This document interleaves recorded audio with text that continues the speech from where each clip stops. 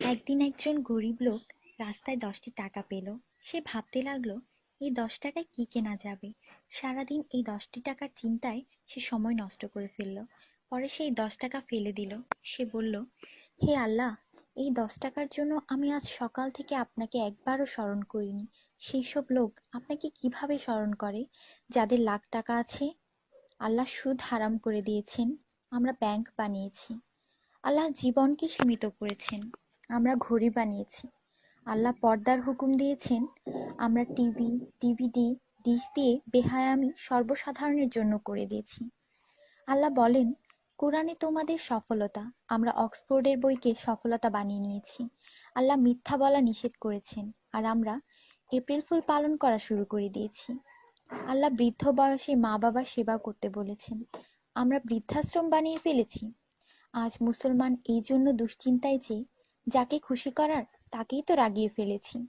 দয়া করে সবাইকে ফরওয়ার্ড করুন, কারণ নেকির দাওয়াত দেওয়ায় নেকিকারীর সমান সওয়াব পাওয়া যায়।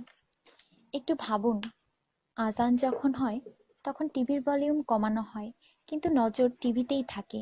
আর মনে মনে বলি, আজান যাতে তাড়াতাড়ি শেষ হয়। এতেই কি আজানের মর্ম?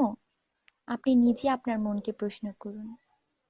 আজানের জবাব দেওয়ার চেষ্টা করুন, যাতে মৃত্যুর পর কালিমা তাইয়্যিবা আমাদের নসিব হয়। অনুরোধ, এই মেসেজটি সবার কাছে পৌঁছে দিন। বন্ধুরা, আমাদের দাওয়াতে যদি কেউ না আসে, আমরা রাগান্বিত হই। আল্লাহর পক্ষ থেকে আমাদের জন্য প্রতিদিন 5 বার দাওয়াত আসে, আর আমরা নামাজ পড়ি না। তাতে কি আল্লাহ আমাদের উপর রাগান্বিত হন না? এটি শুধু মেসেজ না, বাস্তবতা। দয়া করে নামাজ আদায় করুন এবং অন্যকেও উৎসাহিত করুন।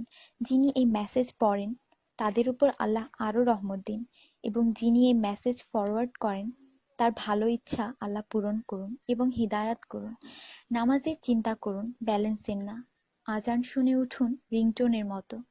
কোরআন মনোযোগ দিয়ে পড়ুন, এসএমএস পড়বার মতো। জীবন সবসময় থাকবে না নেটওয়ার্কের মতো।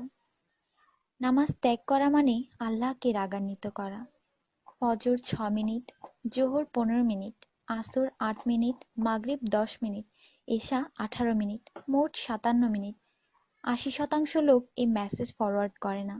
দয়া করে আপনি করুন। আল্লাহ সবার মঙ্গল করুন। আমিন।